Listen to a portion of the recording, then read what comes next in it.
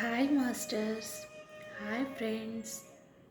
ముందుగా అందరికీ నా యొక్క హృదయపూర్వక కృతజ్ఞతలు తెలియచేస్తున్నాను.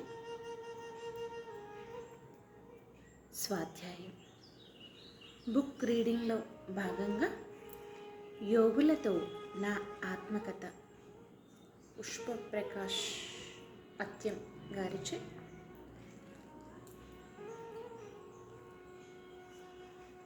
రాయబడినటువంటి పుస్తకం నుంచి మనం జ్ఞానాన్ని తీసుకుంటున్నాం కదా. వారి యొక్క అనుభవాలు మొత్తం కూడా ఇందులో పొందుపరచడం జరిగింది.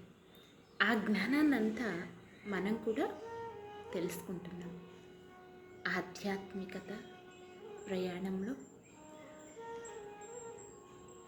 స్వాధ్యాయం కూడా ముఖ్యమైన పాత్ర వహిస్తుంది. తద్వారా మనం ఆధ్యాత్మికతలో ఎంతో అద్భుతంగా అంచెలంచెలుగా ఎదుగుతూ ఉంటాం. ధ్యానం, స్వాధ్యాయం, సజ్జన సాంగత్యం, ఆచరణ, ఇవన్నీ ఎంతో ముఖ్యమైనవి కదా. సో దానిలో స్వాధ్యాయంలో భాగంగా రోజులో మన కోసం మనం ఒక 30 నిమిషాలు కేటాయించుకుందాం. ఓకే, మరి అందరూ సిద్ధమైన చక్కగా ఉన్న చోటనే స్థిరమైన సుఖ ఆసనములో కూర్చోండి. వేళ్ళల్లోకి వేళ్ళు పెట్టుకోండి. మీ 2 కాళ్ళను కూడా క్రాస్ చేసుకోండి. 2 కళ్ళను క్లోజ్ చేసుకోండి. వెన్నుపూసను నిటారుగా ఉంచి సహజంగా జరిగేటటువంటి శ్వాసని గమనిస్తూ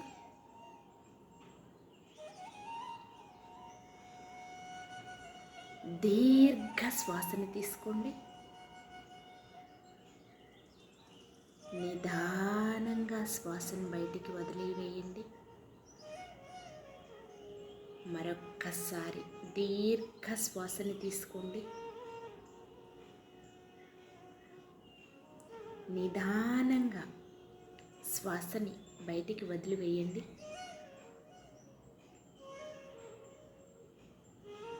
ఇంకొక్కసారి దీర్ఘ శ్వాసని తీసుకోండి. నిదానంగా శ్వాసని బయటికి వదిలివేయండి.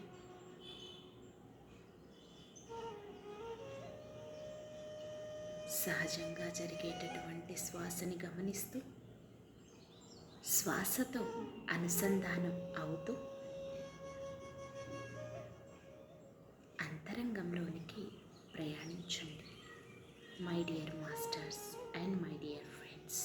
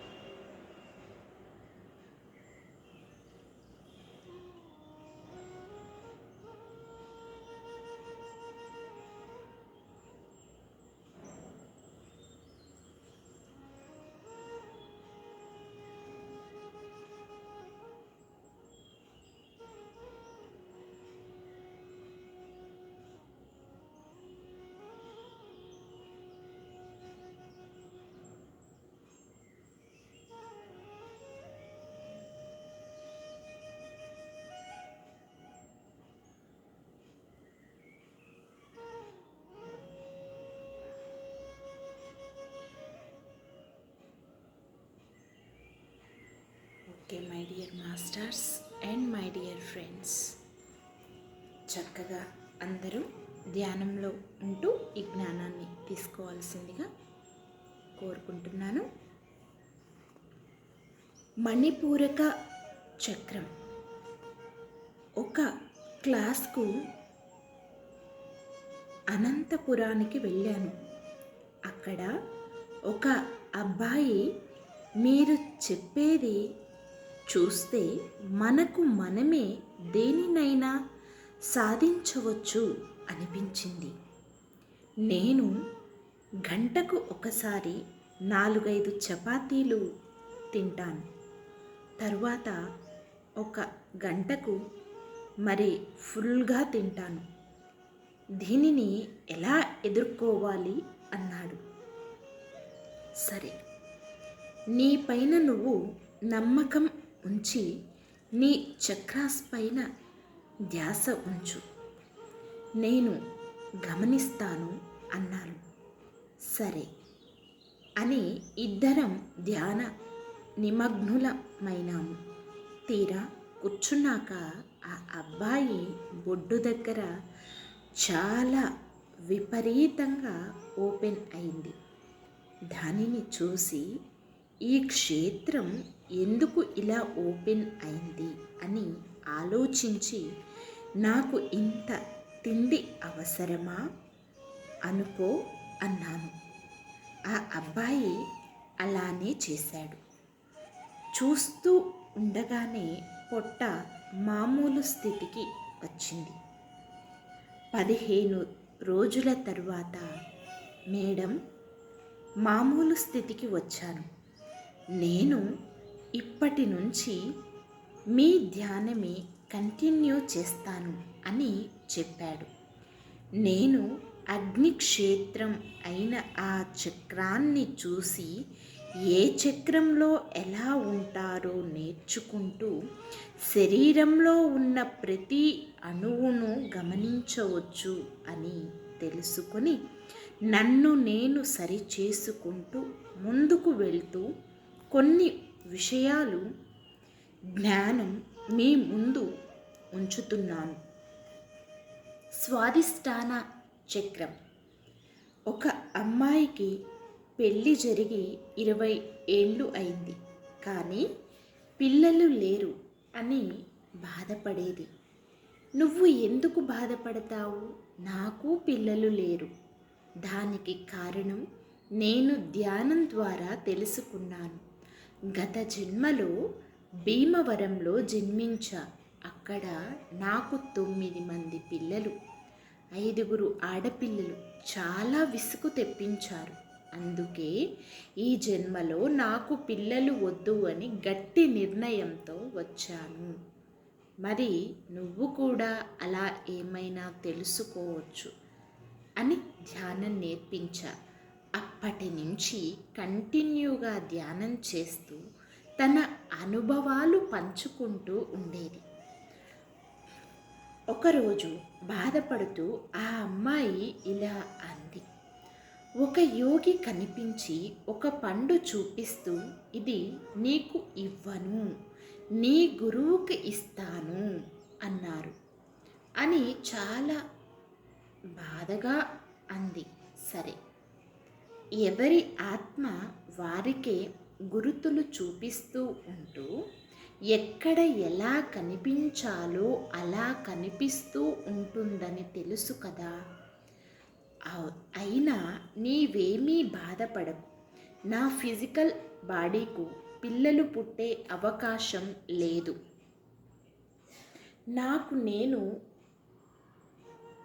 వద్దనుకున్నాను, కాబట్టి ధ్యానానికి కూర్చుందాం అని కూర్చోపెట్టి, నీ చక్రాస్లో కుండలిని శక్తిలో పాముల కొన్ని చుక్కలు ఉన్నాయి. నేను చెబుతూ ఉంటాను, ఒక్కో చక్రం చెప్పినప్పుడు గమనించు, నీకే తెలుస్తుంది అన్నాను. అలాగే ఆమె చాలా ఆసక్తితో ధ్యాన నిమగ్నమైంది. మూలాధార చక్రంలో చూడు అన్నాను. అక్కడ శివుడు ఒక పాలరాతితో ఉన్నాడు. లింగం పైన రుద్రాక్షలు, పైనుంచి తెల్లని కాంతులు పడుతున్నాయి అంది. అయితే బాహ్య పూజ అవసరమా అన్నాను.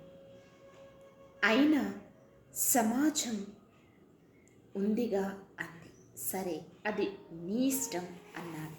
తరువాత కొద్దిగా పైకి పోతే స్వాదిష్టాన చక్రం అంటారు. పొత్తి కడుపులో గమనించు అన్నాను. మేడం, పొత్తి కడుపులో ఎడమ పక్కన ప్రేగుల దగ్గర చాలా నల్లగా ఉంది అంది. అక్కడ విశ్వశక్తి ప్రవేశిస్తుంది అనుకో అన్నాను. దివ్యకాంతులు వచ్చాయి అంది. ఆ తరువాత మామూలుగా అన్నీ చెప్పింది. ఆ గర్భంలో బిడ్డ ప్రవేశించటం 5 నెలలకే నేను వెళ్ళిపోతాను అనటం కూడా తెలిసింది.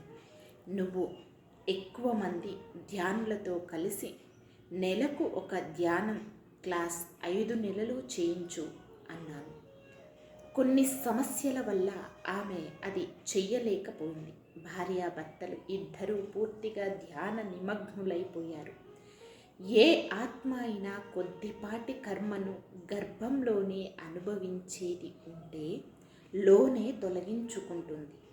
ఆ జ్ఞానికి అది తెలిస్తే బాధపడరు. అలాగే తాను కూడా ఏది జరిగినా నా మంచికే అని క్రమం తప్పక ధ్యానం చేస్తూ ఉంది. వాళ్ళ అమ్మగారిని డాక్టర్ గారు హార్ట్ సమస్య వల్ల ఈమె ఇంకా బ్రతికే ఛాన్స్ లేదు అని చెప్పారు. వాళ్ళ అమ్మగారిని డాక్టర్ గారు హార్ట్ సమస్య వల్ల ఈమె ఇంకా బ్రతికే ఛాన్స్ లేదు అని చెప్పారు. వారిని గుడిలో బయట నీడకు మంచం వేసి పడుకోబెట్టారు. అమ్మ వెళ్ళిపోతుంది అంటూ బాధపడుతూ చెప్పింది. ఆ అమ్మాయి, సరేరా, మీ అమ్మగారి దగ్గర కూర్చుని ధ్యానం చేద్దాం అని కూర్చున్నాం. నువ్వు చేతులు కట్టుకో, కళ్ళు మూసుకో, శ్వాసను గమనించు అని చెప్పి ధ్యానం చేయించాం. తిరిగి వారం రోజులకు మంచాన ఉన్న ఆమె లేచింది. ఇప్పటికీ 4 సంవత్సరాలు. అమ్మ, నీ వల్ల నేను బతికి బయటపడ్డా అంటుంది. కానీ నేను కర్తను కాదు, నీ ఆత్మయే ధ్యానం తెలుసుకోవాలనుకుంది అంతే అన్నాను. ప్రతి శరీరంలో ఉన్న జీవాత్మ పరమాత్మను చేరుకోవాలని రకరకాల సమస్యలను సృష్టించుకుంటుంది, తన దారికి తెచ్చుకుంటూ ఉంటుంది. అందుకే ధ్యానం శరణం గచ్చామి అని ప్రచారం చేస్తూ ఆనందంగా జీవింపచేస్తూ జీవనం సాగిస్తున్నాను. షిరిడి ధ్యాన మహాచక్రం 2008. మేము 20 మంది ఒక గ్రూపుగా బయలుదేరి షిరిడీకి 1 గంట 30 నిమిషములకు చేరి కాశీ అన్నపూర్ణేశ్వరి సత్రంలో బస ఏర్పాటు చేసుకున్నాము.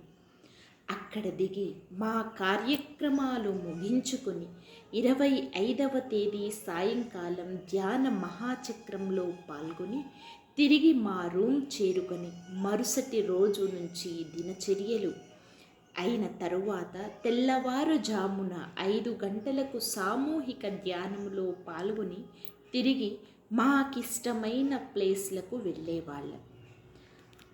అలా మరుసటి రోజు బాబా గుడిలో ప్రవేశించి, బాబా, షిరిడీలో ప్రవేశించటమే మీ ఆరాలో ప్రవేశించటం అని తెలుసు అనుకొని బాబా సమాధి దగ్గర కూర్చొని ధ్యానం చేస్తూ ఉన్నాను. నేను, ప్రభా మేడం, గంగా మేడం, రాణి మేడం కూర్చున్న కొన్ని నిమిషాలకే బాబా విగ్రహం నుంచి ఒక చేయి బయటికి వచ్చి నా తలపైన ముద్ద మందారం ఉంచి, నువ్వు వేరే నేను వేరేనా, అందరిలోనూ ఉన్నది పరమాత్మయే అంటూ పక్కకు చూడు అని వినిపించింది. బాబా తలపైన సూర్యుని నుంచి కిరణాలలా వస్తూ పూలలా మారి వారి తలలపైన ఉన్నాయి. ఏమిటిది అన్నాను. రూపము లేని భగవత్ శక్తికి తిలకమైన రూపంలా తిలకమైన రూపాలం మనం అన్నారు.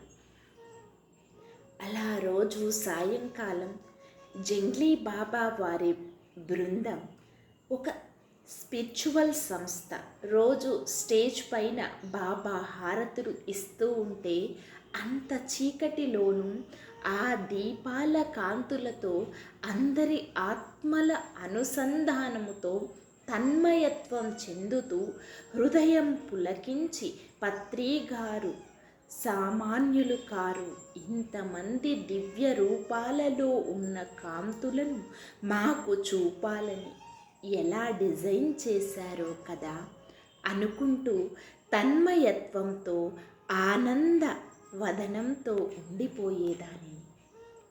జంగ్లీ బాబా ఆశ్రమం వారు మా ధ్యాన కుటుంబానికి ఆశ్రయం ఇవ్వటమే కాక బస్సు సౌకర్యం ఏర్పాటు చేసి ప్రొద్దున సాయంకాలం వారి బస్సులో తీసుకు వెళ్ళటం చూశాక ఎనర్జీ అనేది కాంతి రూపాలకు ఎలా అందివ్వాలో ఒక్క విశ్వానికే తెలుసు అనుకుంటూ నేను ఎలాగైనా ఒకరోజు ఆశ్రమానికి వెళ్ళాలి అనుకున్న నేను రేపు మీతోటి ప్రయాణం చేసి మీ ఆశ్రమంలో అడుగు పెట్టాలి అని ఒక కన్నడ మేడంతో అన్నాను. ఆమె చాలా సంతోషంతో రండి ధ్యానమవుతూనే బయలుదేరదాం అన్నారు.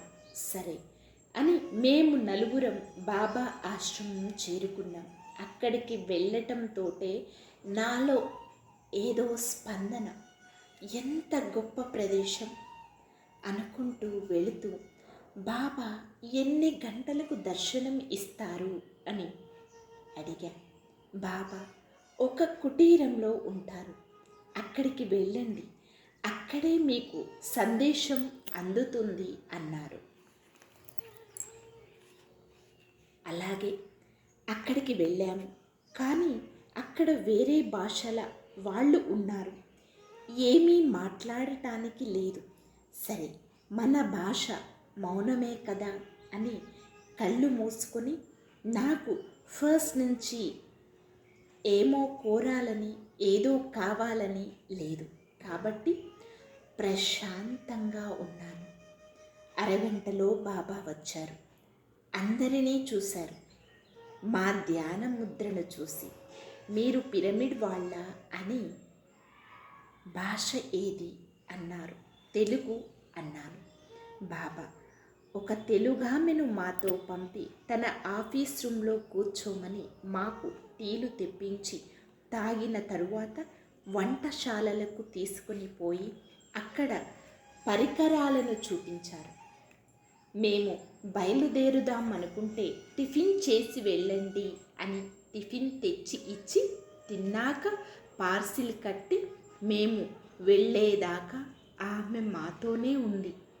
బాబా మాకు తెలుగు బుక్స్ ఇచ్చి పంపారు. మా గ్రూపులో ఉన్న గంగా మేడం, ఏమో అనుకుంటిమే పుష్ప, నిన్ను ధ్యానం అంటే ఇంత పిచ్చా అనుకునేవాళ్ళము అన్నారు. వారి ఆనందపు వదనాలు చూస్తూ నన్ను నేను చూస్తున్నంతగా ఫీల్ అయ్యాను. అలాగా బాబా ధ్యాన మందిరంలో 1 గంట ధ్యానం చేసి ఒక విచిత్రం చూశాను. రూపాలు లేని కొన్ని కాంతులు ధ్యాన ముద్రలో ఉన్నాయి. అవి ఎవరో తెలుసుకోవాలంటే టైం లేదు, పైగా అవసరమా అనిపించింది. సువాసనలు, పువ్వులు మనమే. 1997. ఒకసారి కర్నూల్ పిరమిడ్లో పత్రి సార్ పూలు పెట్టుకోకూడదు అని పత్రి మేడంతో అన్నారని క్లాస్లో ఒక మాస్టర్ ఇంకొక మాస్టర్తో చెబుతూ ఉండగా విన్నాను. సార్ అన్నారంటే ఏదో ఒక కారణం ఉంటుంది, అది ఏమో తెలుసుకోవాలని నాలో ప్రేరణ మొదలైంది. సరే అని శ్వాస పయనం చేశా. ఒక తీగకు, ఒక చెట్టుకు ఉన్న పూలు ఎందుకు తెంపకూడదు అని నాలోకి నేను వెళ్ళా. ఒక తీగను చూపిస్తూ ఒక పువ్వు కిందకు రాలింది, దాన్ని చూడు అని తీగను చూపారు. దానికి ఒక కుసుము, అదే పువ్వుకున్న సిల్వర్ కార్డ్, అది తెగి కింద పడిందా? అది ప్రాణశక్తి కోల్పోయినట్లే కదా. మరి నువ్వు శివానివా శవానివా?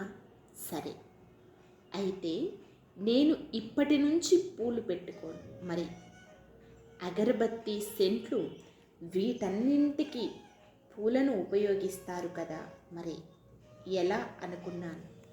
అది నేను అని తెలుసుకునేదాకా వాటిని ప్రేమతో చూడటం మొదలుపెట్టాను.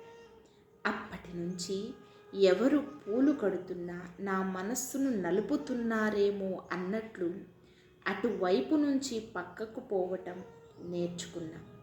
ఆ సుగంధాలను మాత్రం ప్రేమతో నా లోపలే ఉన్న శ్వాస గురు ద్వారా ఆస్వాదిస్తా. ఒక చిన్న పువ్వునే మనం జడలో, గుడిలో చూసి మురిసిపోతున్నామే. ఒక చిన్న గెలాక్సీ మరి భూమికి ఆకర్షితమైన ఎన్నో గ్రహాల యొక్క నాలెడ్జ్ తెలుసుకొని మరి తిరిగి రాకుండా మన వంతు పని అయిపోగానే మన గ్యాలక్సీలో ఎలా వర్క్ చేసుకుంటూ వెళుతుంటామో అది గమనిస్తే ఎలా ఉంటుందో, ఆ చిన్న పువ్వునే కాక ఆ పువ్వులో ఉన్న మనస్సును కలిసి చూడండి. తన తల్లి తీగతో మురిపెంగా ఉంటూ వచ్చిపోయే గాలి ద్వారా సువాసనలు ఇవ్వాలనే దాని చిలిపితనం చూడండి. తల్లిని ఎలా చూస్తోందో తీగ తల్లి సంతోషం చూడాలి. తన ఆనందానికి అడ్డుకట్టు వేస్తున్నామా లేదా? సృష్టిలో దేనిని అడ్డగించే హక్కు మనకు లేదు అని తెలుసుకోవటమే మన కర్తవ్యం. అవునా కాదా? అంతవరకు నేను ఎందుకు శ్రీజన్మ తీసుకున్నానా అనిపించేది. కానీ ఇప్పుడు ఆచరణలో పెట్టి మీ ముందుకు వస్తున్నాను. ధ్యానం చేస్తే మన శక్తి ఎదుటి ఉన్న ప్రకృతిలో ఏదైనా ఎలా గమనింప చేస్తామో, మరి జడంలా ఉన్న మనస్సు ద్రవంగా మారటం ఎలాగో తెలుసుకుంటూ వెళుతున్నా. పువ్వులను ఎలా ప్రేమించాలో తెలుసుకున్నారనుకుంటా. చెట్టు తల్లి ఒడిలో పసిపాపల సంతోషముతో ఆడుకుంటున్నట్లుగా ఉంది కదా ఆ పువ్వు. అమ్మ ఎందుకు పైకి పోలేకపోయింది? 1997. మరి అమ్మ ఎందుకు పైకి పోలేకపోయింది? అమ్మకు శారదాదేవి ఆరా చుట్టూ ఉండేదని తెలుసు. మరి ఎందువల్ల? ఏదైనా ఒక కారణం పట్టుకొని వేలాడుతుంటే పైకి ఎలా వెళ్ళగలరు? మరి నా జాహ్నవి ద్వారానే పైకి పంపటం జరిగింది. పత్రి గారు ఎదురుగా ఉండి ఇలా చెయ్యాలి అని చూపించి పంపించేలా చేశారు. ఇలా ఎంతోమందితో పాటు మా ఇంటిలో వారి ఆత్మలను కూడా జ్ఞానం ద్వారా పైకి పంపటం నేర్చుకున్నాను. మళ్ళీ వారానికి మా అమ్మగారున్న లోకానికి వెళ్తే అక్కడ ఒక అరుగు ఉంది. వెళ్ళి కూర్చొని అంతా గమనించాను. ఆమెకు కావలసిన రీతిలో ఒక కుటీరం, చుట్టూ తోట ఉన్నాయి. ఆమె ఇలా అంది, నువ్వు నీ గురువును ఎట్టి పరిస్థితులలోనూ వదలవద్దు. నాకున్న 2 గడియల కాలం బాధ కూడా లేకుండా నాకు నచ్చేలా ఉన్న లోకంలో నచ్చేలా ఉన్న లోకంలో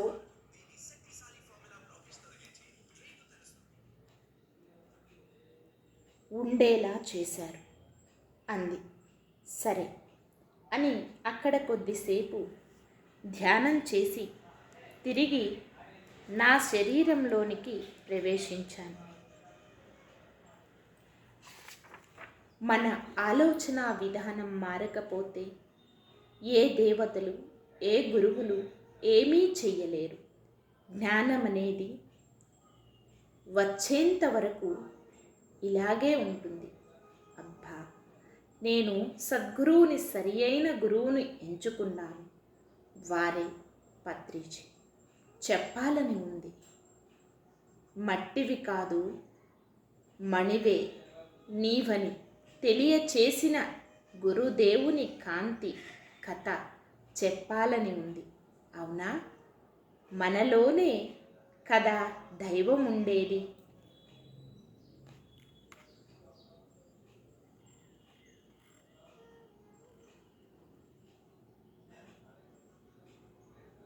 పెద్ద అన్నయ్య గురువు జ్ఞానం ద్వారా ముక్తి 1997. సాయంకాలం అయ్యింది. పిరమిడ్కు సారు వస్తారు అని తెలిసి క్లాస్కు వెళ్ళాను. నా అనుభవం గురించి చెప్పి సార్కి నేను మౌనంగా ఉండిపోయా. అంతలో మిట్టా లక్ష్మీ నారాయణ్ సార్ మా పెద్దన్నయ్యను పిలుచుకొని వచ్చారు. సార్, మా అన్నగారితో ఏమిటి విశేషాలు అన్నారు. ఏముంది సార్, నా పనులన్నీ అయిపోయాయి అన్నారు. మరి విభూతి ఎందుకు పెట్టుకున్నావు అన్నారు. సార్, గురువు బాబా గారిది అన్నారు. మరి నువ్వు గురువు కాదా అన్నారు. సార్, అందుకే మీ దగ్గరికి వచ్చాను అన్నారు అన్నయ్య. ఇంకా 20 దినాలలో చనిపోతావు. ఇప్పుడు కావాలా గురువు నీకు? కొద్దిగా గంభీరంగా అంటూ, మిమ్మల్ని పైకి పంపటానికి ఉందిగా ఈ మేడం అన్నారు. నా గుండె గతుక్కుమంది. ఎందుకంటే ఇంటికి పెద్ద ఆయన వస్తే ఇలా అంటున్నారే, మా అన్నగారి ముఖం ఎలా చూడాలి అనుకుని మా అన్నగారి వెంట వెళ్ళా. ఏమీ అనుకోకన్నా గురువుగారి మాటలు మామూలే అన్నాను. ఏం తప్పన్నారమ్మా, నీవే గురువు అన్నారు సార్, అంతే కదా.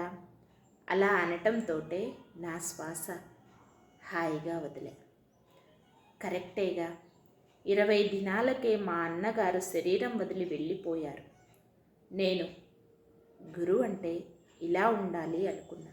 శరీరంలో ఉన్న ఆత్మ గురు కాంతిని చూసి జ్ఞానంతో ముక్తి చెందటం అంటే ఇదే కదా అనుకుంది. Okay my dear masters and my dear friends, దీంతో ఈరోజు సెక్షన్ క్లోజ్ చేస్తున్నాండి.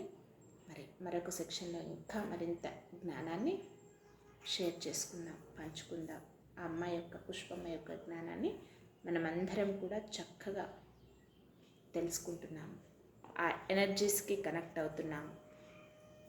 సో మరి ఇప్పటి వరకు తెలుసుకున్న జ్ఞానాన్నంతా చక్కగా అద్భుతమైన ఎందరో యోగులు, మాస్టర్స్ అందరి యొక్క ఎనర్జీస్ని కనెక్ట్ అవుతూ ఈ జ్ఞానం సంపూర్ణంగా మనలో నింపుకుంటూ ఇంకా ఉన్నత స్థితికి ఎదగాలని కోరుకుంటూ ఆఖరి క్షణం ధ్యానం, చాలా ముఖ్యమైన క్షణాలు.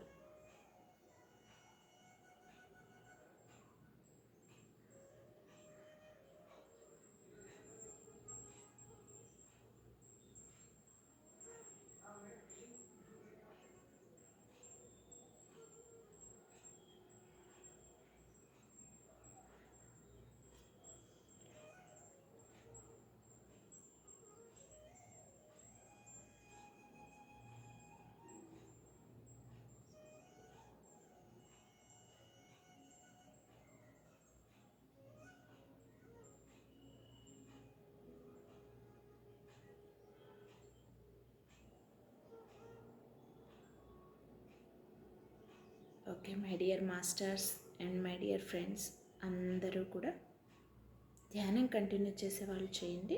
మిగిలిన వాళ్ళందరూ నిదానంగా సహజ స్థితికి వస్తూ మీ 2 చేతులను విడదీస్తూ మీ కంటి మీద పెట్టుకోండి.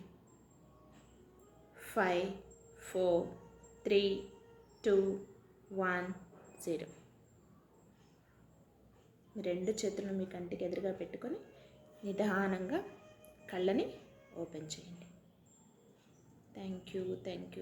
ఇంత అద్భుతమైన జ్ఞానం పంచుకోవటానికి, అద్భుతమైన సెక్షన్ జరగటానికి సహకరించిన అందరికీ, అన్నింటికీ నా యొక్క హృదయపూర్వక కృతజ్ఞతలు.